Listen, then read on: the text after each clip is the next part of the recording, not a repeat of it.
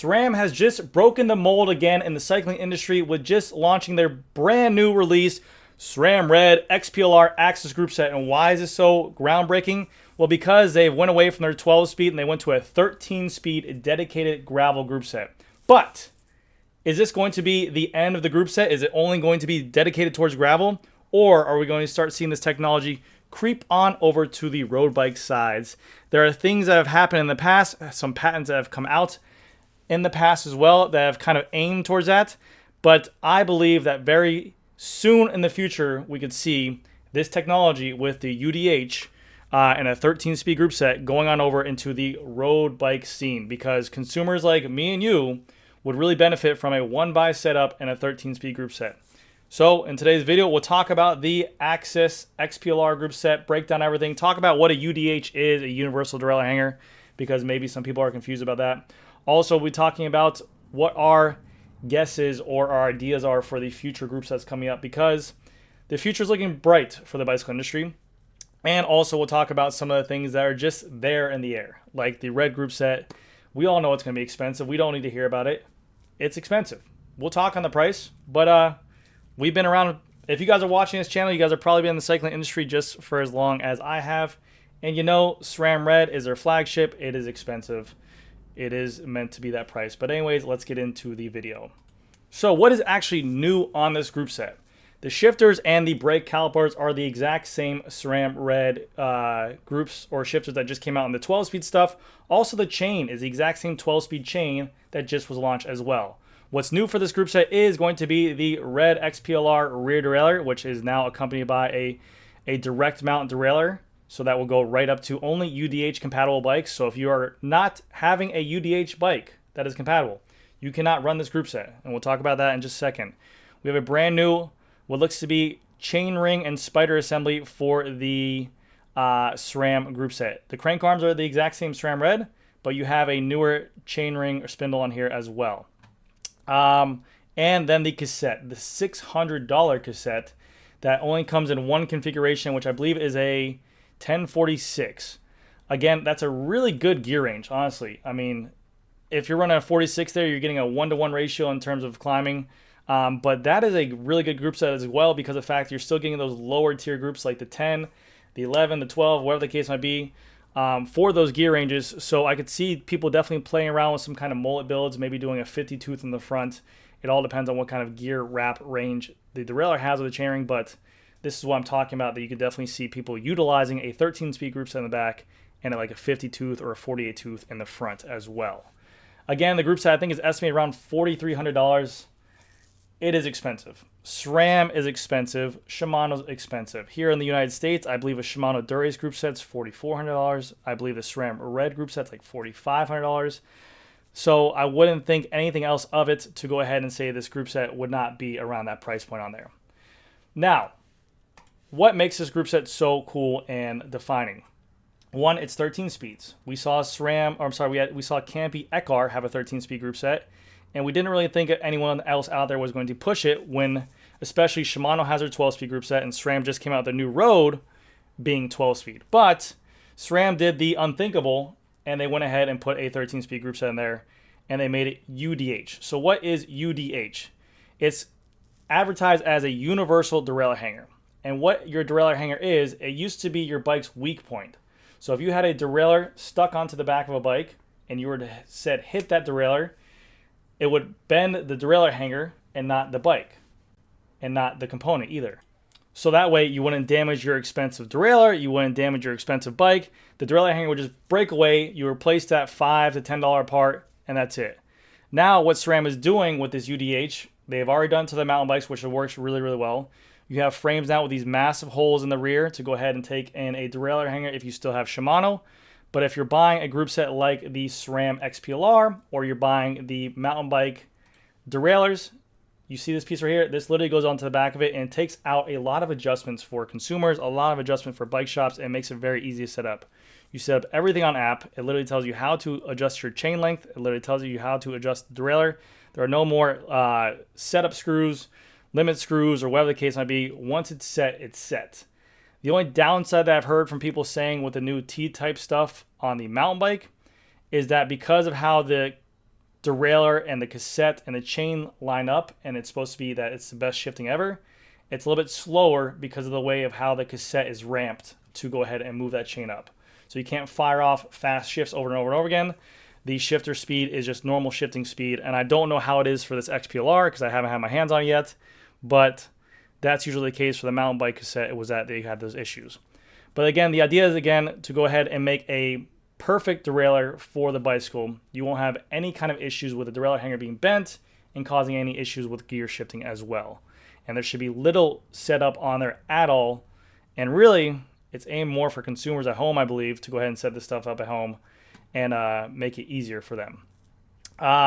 They also brought back their magic wheel, which basically you can get a stick or a rock, especially for gravel, go into the wheel, but the chain can keep on turning.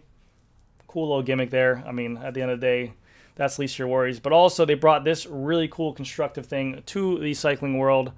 Just like their mountain bike, their whole entire derailleur is repairable. If you break off small pieces, usually if you have a derailleur and you have a scratch, a dent, a bump, you break a cage, something like that, your derailleur is gone.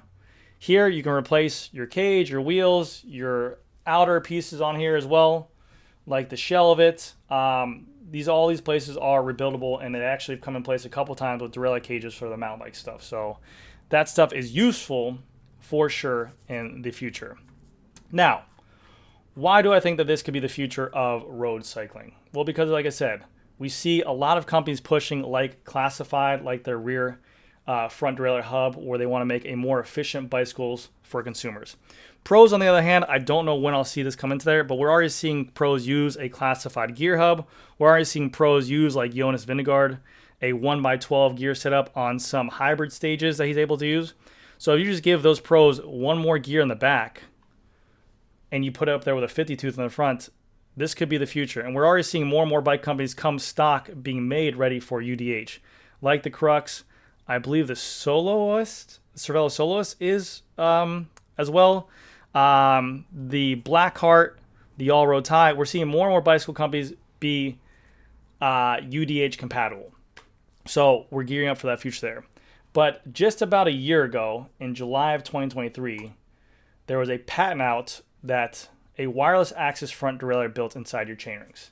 So we'll just call it like we see here. We all know SRAMS front derailleur isn't the best. If anyone can ever have any complaints about their groups, it's that their front derailleur lags behind Shimano's, and you might have some misshifts over the top or under below.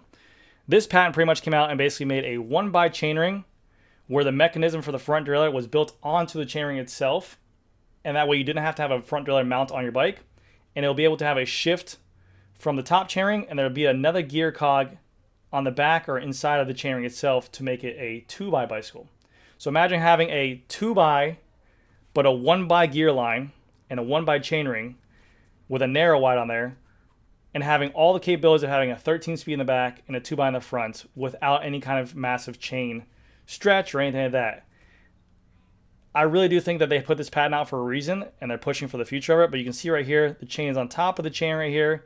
This gear mechanism pulls the chain up onto the top there, or will push it down to drop to the low. It could easily be good riddance for front derailleurs, and front derailleurs work well. When adjusted right, they worked well. They definitely worked well better when there was 10-speed stuff. But now we see more companies pushing to break the mold, go to 12-speed, go to 13-speed, go to rumor 14-speed, who knows.